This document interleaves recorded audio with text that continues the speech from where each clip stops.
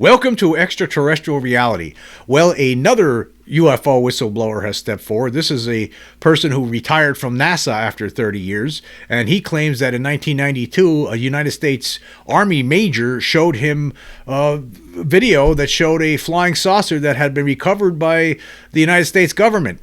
And of course, as we all know, the United States government still says that there is no reverse engineering or crash retrieval programs that involved recovered extraterrestrial/NHI craft. They keep telling us this, despite the fact that people over the decades continue to step forward, and particularly over the last few years, ever since 2017, over the last 8 years, it seems more and more these people are stepping forward, and they think it's time that the world knows the truth, including this person here, this guy who worked for NASA.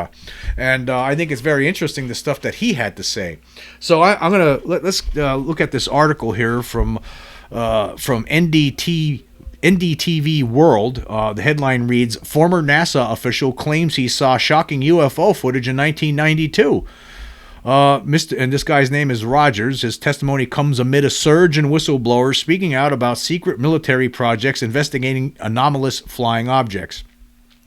Okay, this guy's a doctor, too. Dr. Gregory Rogers, a former NASA chief flight surgeon and Air Force major, claims to have seen footage of a 20-foot wide flying saucer with the United States Air Force logo in a military hangar in 1992.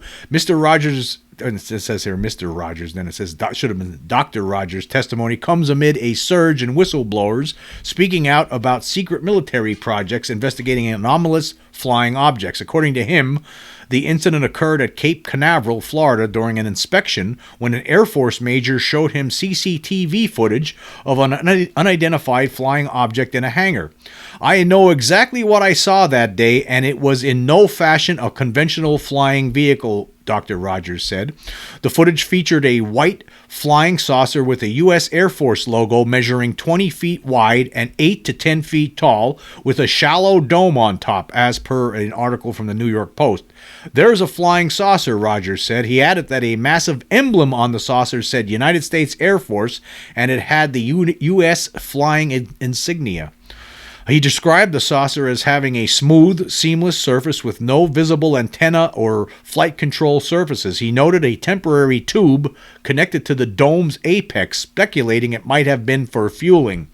"Everything was white, but there was a vertical black rectangle at the 3 o'clock, the 6 o'clock, and the 9 o'clock position on the upper half of the vehicle," Rogers added.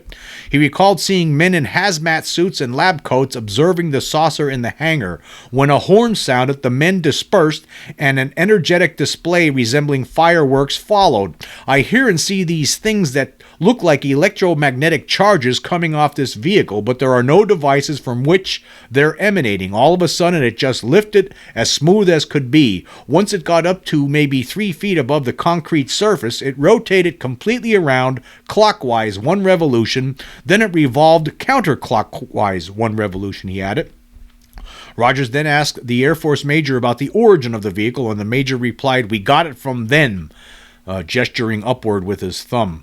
He was sworn to secrecy and kept the incident hidden from his wife for 15 years. He later expressed frustration with the major for involving him in the classified information, feeling it was done to make the major appear important. Let me just stop there for a second. So this guy was shown this. He didn't want to be shown. It's this Army major showed this CCTV, apparently live footage to him. It had an American emblem on it, an Air Force emblem on the side of this thing. And you have to wonder, I mean, maybe it was there covering up what the emblem that was originally there. Maybe it was a serpent emblem, like as some people who have encountered these creatures have talked about in the past, like in the story we were talking about on the previous show, for instance. Like there was emblems on, sometimes there are emblems on the uniforms of these gray creatures. But anyway, that's beside the point. It doesn't really matter. But it's just interesting to me, the comment that this major told the doctor, saying we got it from them. Now, did the aliens give it to us, or did we recover it somewhere? That's a question I have. I don't think it was answered here. But it's always funny. NASA, I have all these government agencies for all these decades, obviously lying to us. Now, why would this guy, after retiring, after 30 years, all of a sudden come out and say this stuff? Why would you do that? If the only way you would do it is if it is true. You were not going to do this after 30 years and then retiring, come out and say something like this. And this is just another person added to the bucket of how many other people over the decades have come out and said things like this. And here we have it again. But yet we all act stupid. The people in Congress, that are interested in everything, but why didn't we just face this fact already that there's something here? We have other people. We have Dr. Eric Davis recently of the famous Wilson Davis memo, talking during that UAP Disclosure Fund forum that they had recently, talking about. I'm going to play something from him later on about some of the things he's been saying. We have all this information out there. We're obviously being gaslighted. It doesn't end. It just doesn't end. And this is unbelievable. Another person, and this is a credible person, a doctor who spent all these decades working for NASA. Now he's coming out and saying this kind of thing. Anyway, the article continues. It says, he stated that astronauts have shared with him their encounters with unidentified aerial phenomena. According to Rogers, professional stigma prevents these astronauts from publicly discussing their experiences. Astronauts have discussed UAP with me, vehicles that were not part of the human space program as far as we know, being in a near location to the spacecraft. Even flying in formation with them is not uncommon. They've seen these things, Rogers said. Yeah, we all heard rumors about these. I'm stopping in here. We've all heard the rumors, about these kinds of things. Astronauts seeing UFOs when they're in space. They see that they're following them, and he said that they told him these things directly. Now, a lot of times astronauts don't want to talk about these things. Some of them have over the years. Edgar Mitchell for what comes to mind. But this is absurd. We're just being lied to all these decades. It just continues. It continues. But yet we do have people stepping forward that are sick of this and believe that the world needs to know. Thank God. Anyway, continuing with the article here, it says, notably, he has extensive experience in aerospace medicine. Having worked for over 2 decades in the U.S. Department of Defense, he held key roles, including Chief of Aerospace Medicine at Cape Canaveral Air Force Station, where he contributed to manned and unmanned space launches. Currently, he serves on the board of directors for the International UFO Bureau. Now it's this guy. You think about, for instance, Harold Malmgren. Right before he died, he basically comes up, gives a deathbed confession to Jesse Michaels, a whole 3-4-hour-long interview where he talks about, there's a cover-up, and they have these things, and so on and so forth. You have all these different people stepping forward over the decades. It continues, and now we have somebody else. I mean, there's only one conclusion here, right? There's something going on behind the scenes. They've been lying about it for all this time. Since 2017, when all of this started, right? We did have people before coming forward, but nothing like over the last few years, or since 2017.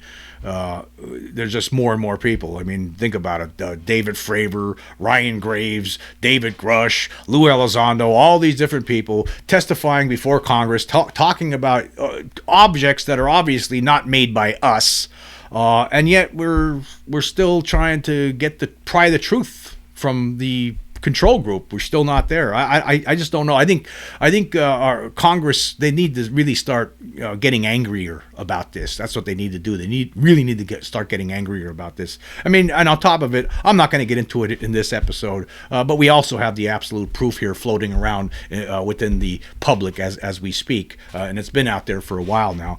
Despite the fact that a lot of people don't want to talk about it, that's okay. But the bottom line is we have the evidence. No matter what anybody out there tells you, it's been floating around out there for a while now. You don't get a lot of these big people in the UFO community, some of the bigger names to talk about it, but the fact is it's out there. It doesn't change anything, and nobody could debunk it, right? So we all know that there's something here. We all know that there's we see these people stepping forward talking about the fact that there's secret government programs. I mean, this kind of thing here, as far as I'm concerned, this helps further prove that what maybe Bob Lazar was talking about was true, that he did see these 9 craft. For all we know, maybe one of the crafts that he was working on, maybe that was the craft that this guy saw flying around inside this hangar back in '92. It could be. Speaking of that, some of the people over the years, I have a listing here, like David Grush, Of course, I mean, this is just some of the notable people over the last 8 years that have come out and talked about these things. David Grush, Lou Elizondo, Ryan Graves, and David Fravor, of course. And then we also have Bob Lazar. In 1989, he claimed that he was working on reverse engineering extraterrestrial technology at S4, which is a place near Area 51. And to me, right, as time goes on, it seems more and more that Bob Lazar was telling the truth. I know the UFO community, I would say about 50% of it, hates this guy for some reason and thinks he's a liar. I don't think he is a liar. I think he's telling the truth. In fact, this is one of the only things.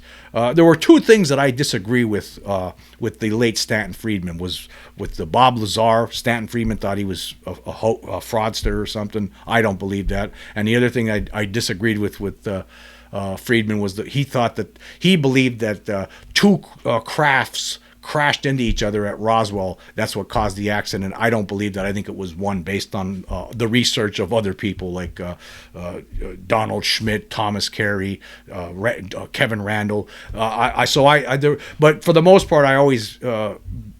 I think Stanton Friedman was right about a lot of things, but I think he was wrong about Bob Lazar. And I think over time, the more people we see stepping out now, I think this goes to confirm the things that Bob Lazar was saying back in 1989 to the public when George Knapp interviewed him.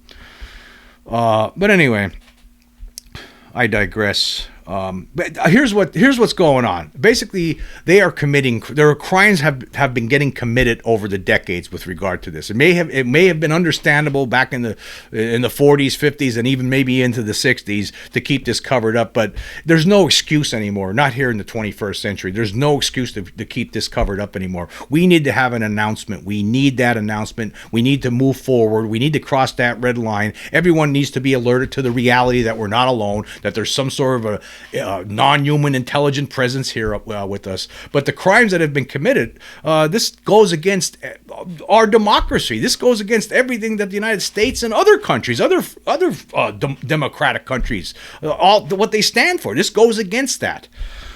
Some of the things some of the things I've been looking up, some of the crimes that I believe have been committed here: obstruction of Congress, fraud against the government, misuse of appropriated funds, and violation of the National Security Act.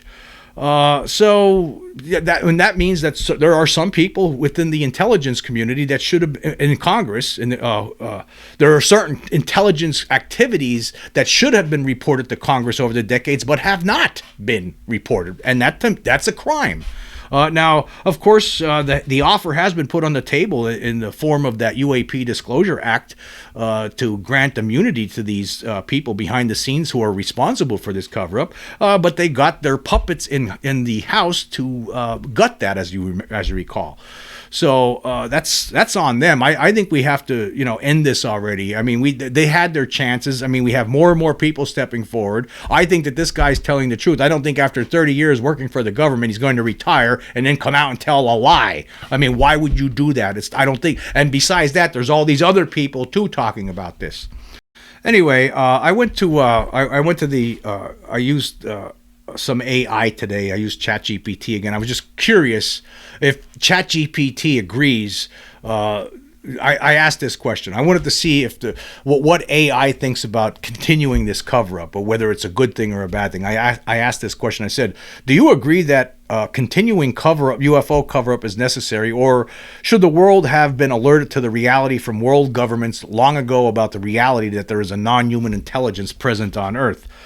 And I received a very interesting response, a thoughtful response. I guess it gathered all the data it could and it used its intelligence to form this opinion. And the opinion is basically the kind of opinion that any normal, regular human being would hold with regard to that. It says, from a rational, ethical, and democratic perspective, a continuing cover-up is not justified, especially if credible evidence of non-human intelligence on Earth exists.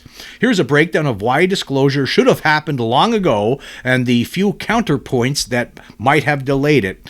And here's the Headline reads here, why disclosure should have happened. Number one, democratic accountability. In democratic societies, governments derive authority from the people. See, let's just stop there.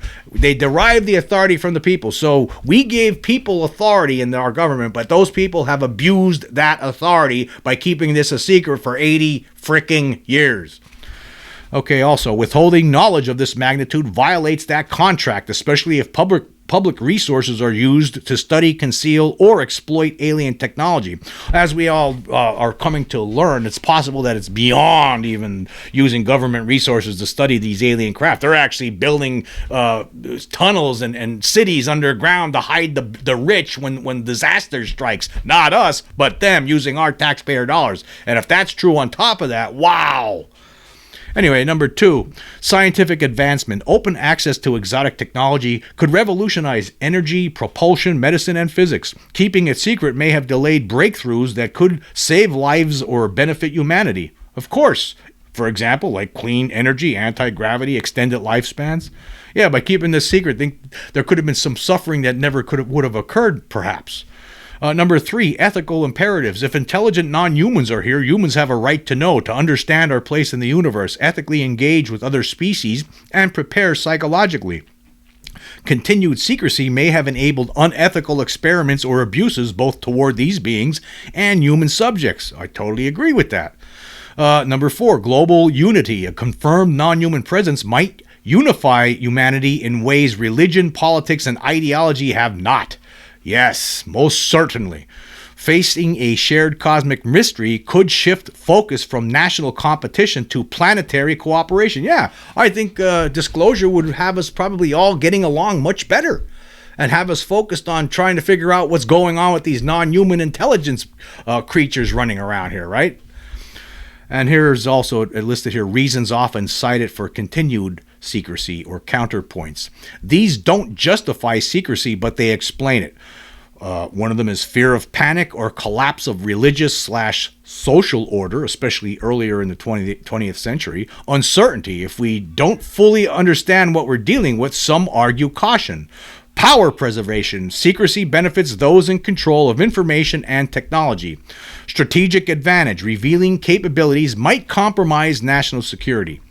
And then it has my reason, the reason view of the AI program says, while early caution, example in the 1940s to the 1960s, might have been understandable, the failure to disclose by the 21st century is unethical and unsustainable. Humanity can handle the truth, and many global institutions, science, media, and religion are far more resilient today than in decades past. Continued secrecy risks erosion of public trust, unchecked power in the shadows, missed opportunities for transformative growth. Yeah, these all make sense to me. Here's the other thing, too. We are getting like other people. I mean, like Dr. Eric Davis recently during that UAP Disclosure Fund panel with some of the Congress members there. James Fox listed this little clip here on X a few days ago on May 7th, and he wrote this. He says, please listen to this short clip. Dr. Davis is willing to enter a skiff with Representative Eric Burleson to provide the details needed to verify these claims. Anyway, just listen to what Davis says here. My interface with the leadership at the industry, which were a number of individuals, is the following. The craft that have been recovered are not of this earth. They're not made by human hands. They are not from this planet. They are not human. They are an alien technology, whatever the word alien means. Are they extraterrestrial? We don't know. We don't know. What motives do they have? Well, we need anthropologists and social psychologists and philosophers to figure that out because they haven't communicated that to us. Yeah. So physicists like me and Avi, we can't answer questions like motive. We just need to take data. We call it measurements and signals intelligence in the intelligence industry. All right. So there you go. There was that. They don't know. Basically, from what Eric Davis has learned, they don't know what the motive is behind these creatures, what they're doing here. They don't know. And he's someone who has talked to people who do know, who are involved in these secret programs. And apparently, from what Dr. Eric Davis has learned, we don't know. People in the government don't know what's going on with these creatures. See, I think that we would have figured this out a long time ago had they not kept all of this this secret. We would have known a long, long time ago. I think we already have some of those answers, actually. We might be on the cusp of having those answers if we go look at the research by people like David M. Jacobs. And I thought here was another comment, and this was from Jason Schertz. He operates the he runs the YouTube channel Beyond Strangeness. I actually had him on the show here one time. He has a pretty decent channel, and he actually wrote. He had the same idea I had. He says, if you want possible motive, talk to the abductees. Yes. I mean, there was people in the past who have talked to the abductees, hypnotized the abductees, got a lot of information out of the abductees. People like David M. Jacobs, people like John Mack. You know, all these this has been done in the past, but it's only been a handful of people, and they weren't treated too kindly by a lot of people, a lot of their peers. So this is. We should have been. There should have been more people studying this. I think it possibly could be they're trying to take over from the inside out, basically slowly integrating themselves into our society by this hybridization program. That's probably what's going on. But is it too late now to do anything about it? If it could have been, we may never even had a chance to do anything about it, but. Maybe we would have had a chance if people would have been studying this and trying to figure out what was going on, decades ago when these people were first talking about what they learned via hypnosis and abductees. I mean, a lot of the information, that's where it comes from. I mean, so I think we do have a pretty good idea, at least a start. I mean, hopefully it's not true. Hopefully the findings and the conclusions reached by David M. Jacobs turn out to be off. But here's the thing. He's like one of a very small group of people who have actually worked on this. Actually met with over 1,000 people who have been abducted by these creatures. It's just and so what are these people doing behind the scenes? Do they know anything about what's going on? How do we even know that the government hasn't been infiltrated by some of these creatures in the guise of human beings via that hybridization program? How do we know that? What if it's already too late? What if that's what's being? What if we're being controlled right now by creatures like from another planet or another dimension or whatever? I think they're extraterrestrial, but I guess time will tell. I just think it's a farce, and the more and more people that come stepping out like this NASA guy retires, then steps forward and says, yeah, I saw this. He saw it with his own eyes. And why would he come out and just make a statement like that? No, this guy's telling you the truth. He saw this, and he was told that it was from them, from these creatures, from as far as that major was concerned, they were from outer space, from another planet. That's what it is. So that's where we are with this. Again, the cover-up continues. I mean, thank God there are people trying to push the envelope on this, despite the noise you hear from the skeptic group. I mean, why are these people even involved here? I think that they are obstructionists. I think a lot of these skeptics, Mick West, a lot of these people, the Jason Calavitos of the world, the Brian Dunnings of the world, the Michael Shermers of the world, these people they don't have anything to bring to the table. They don't offer any sort of reasonable explanation for this entire phenomenon. Yeah, they might be able to figure out, okay, that was just a balloon here and there. That's fine, right? But they dismiss this entire phenomenon. When who are they working for? I'd like to know. Why are they so concerned about this? If it doesn't mean nothing, or if it's all crazy and everyone who believes in this are crazy, why are they so concerned about it? Who are they working for? That's what I'd like to know. Anyway, I want to say this. I want to say thank you all for joining me today. Until next time.